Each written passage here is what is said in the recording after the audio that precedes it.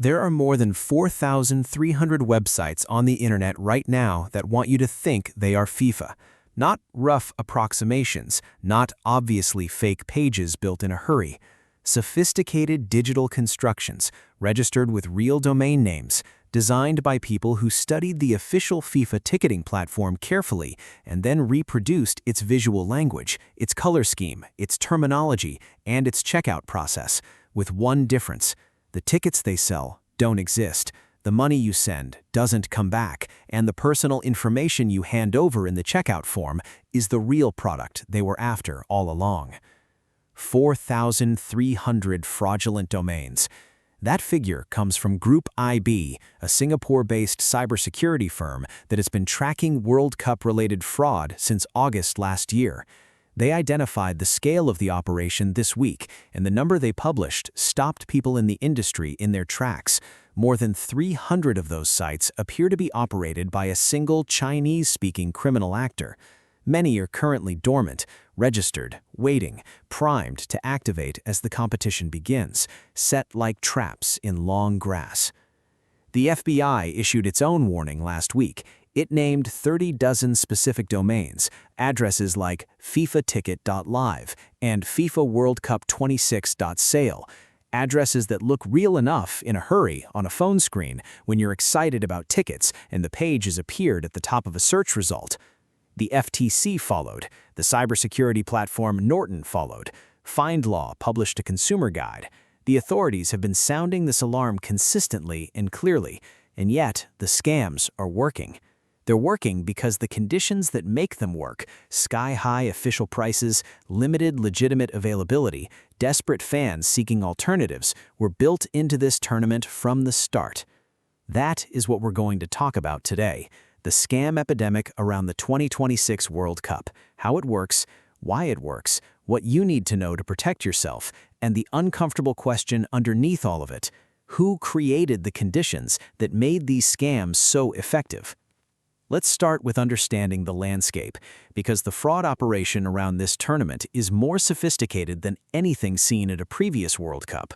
The official route for buying 2026 World Cup tickets is FIFA's own platform.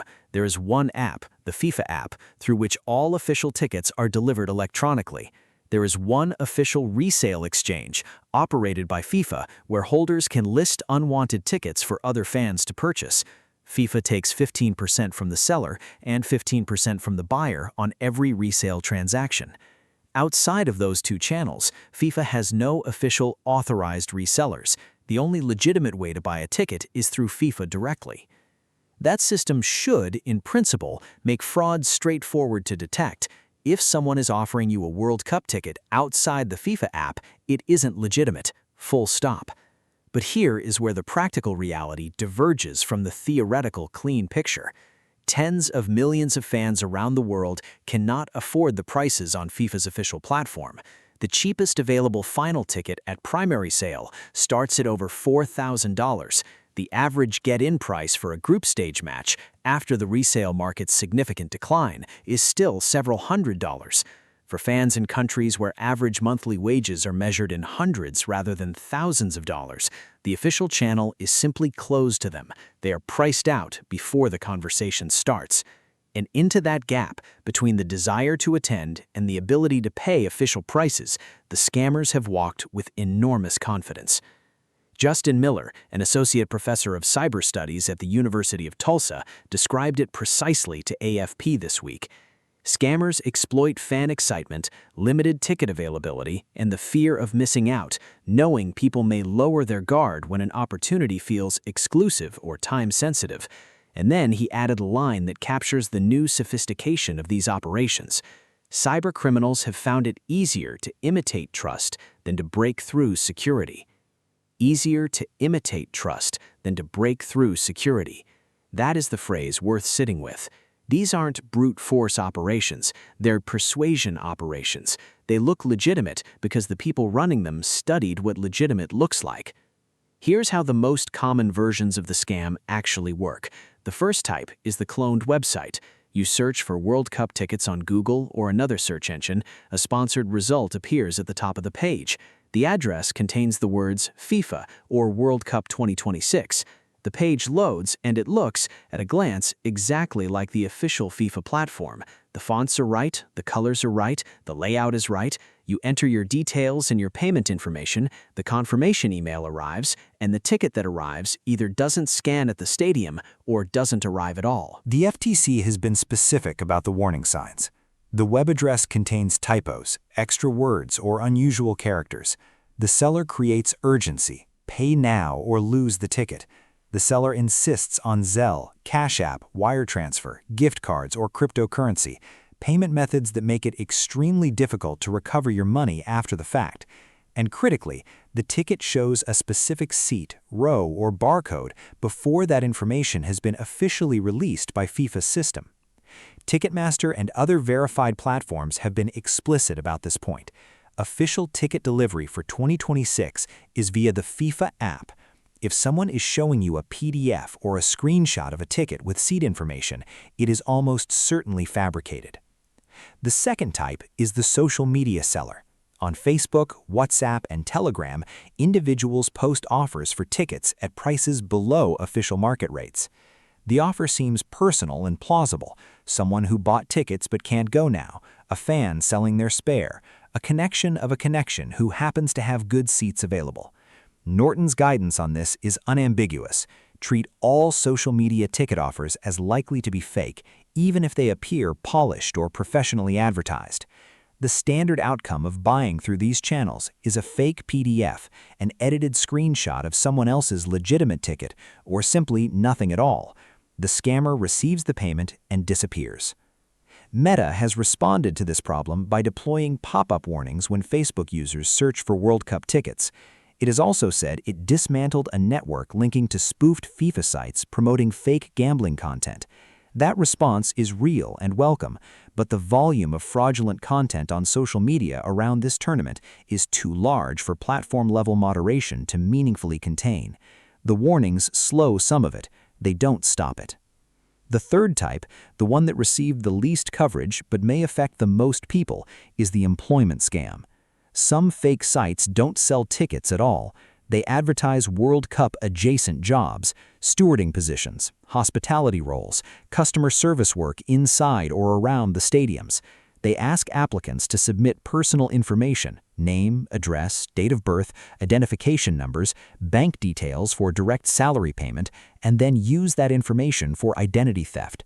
Group IB specifically identified sites targeting job hunters and using photographs of real World Cup employees, people whose images were lifted from LinkedIn or employer websites, to create false legitimacy. These are not unsophisticated operations. They represent a criminal ecosystem that has been building since August last year, has now activated thousands of domains, and is targeting the hundreds of millions of football fans around the world who are engaged with this tournament. Now, here is the part of this story that social media, in its various forms, genuinely does not want you to think too carefully about. The scam epidemic around the 2026 World Cup did not emerge in a vacuum. It emerged from the specific commercial conditions that FIFA created for this tournament.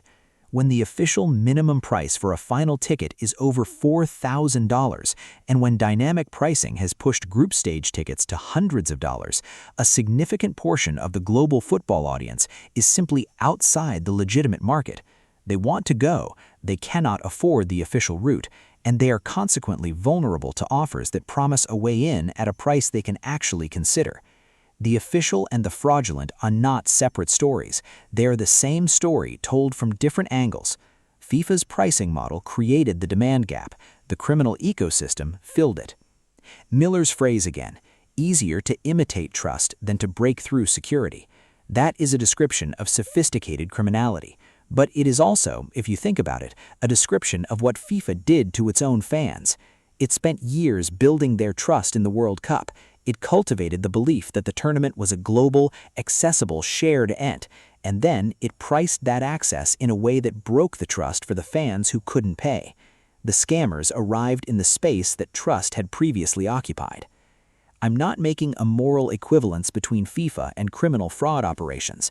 The people running those 4,300 domains are causing direct, measurable harm to individual fans who lose money they can't recover.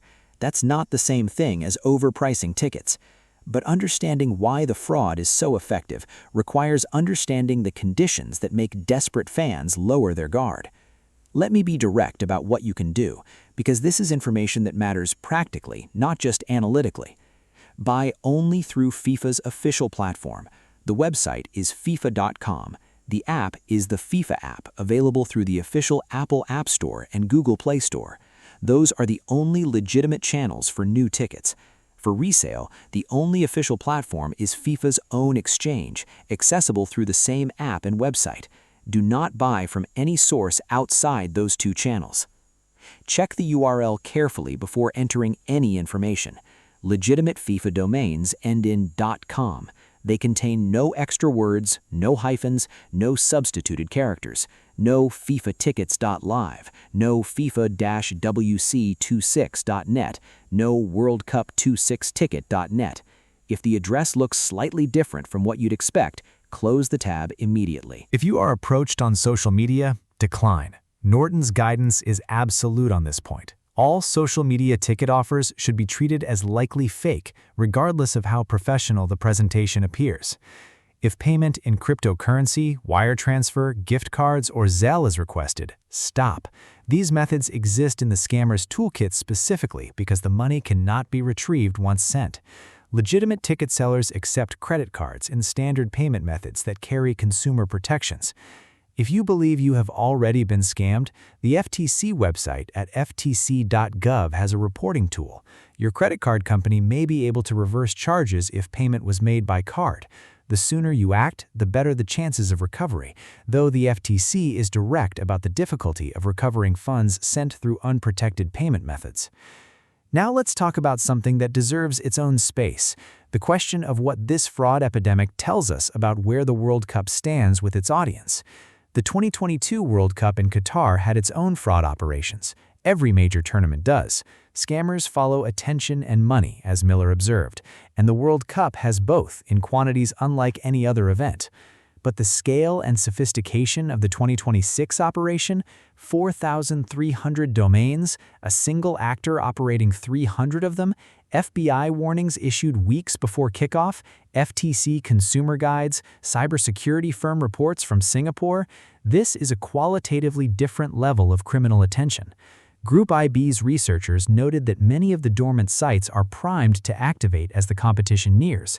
That means the problem is not already at its peak, it is still building.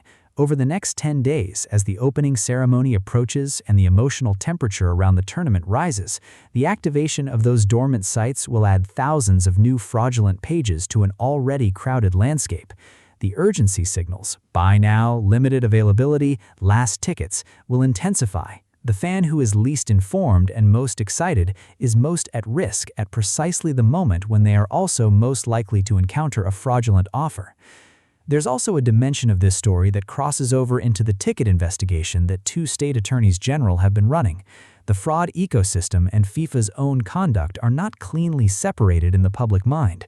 When the New Jersey Attorney General describes fans experiencing a gauntlet of confusion, fake scarcity, and impossibly high prices in official channels, and when the FTC warns of fake urgency and pressure tactics in fraudulent channels, the two descriptions begin to blur together. Fans who have had bad experiences inside the official system, who bought Category 1 seats and received Category 2 assignments, who waited in queues for hours only for their session to expire, are not always clearly distinguishing between what happened to them officially and what they've heard about from fraudulent sites. That blur is itself damaging. Not because FIFA is a criminal organization, it isn't, but because it means the tournament arrives with a cloud over the entire ticket ecosystem that reduces fan confidence across the board. Legitimate late sale bargains on the official platform or genuine resale listings are being looked at with skepticism by fans who can no longer easily tell where the legitimate ends and the fraudulent begins. Awareness helps. That is the honest answer.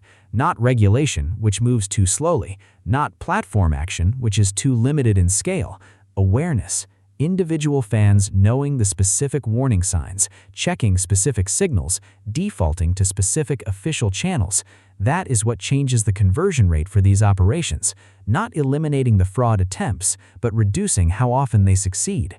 The 2026 World Cup opens in 10 days. The football is going to be extraordinary, but the landscape that surrounds it, the pricing decisions, the fraud ecosystem those decisions enabled, the legal investigations into the official platform, the warnings from federal law enforcement, that landscape is the context in which tens of millions of fans will be making decisions about whether and how to engage with this tournament.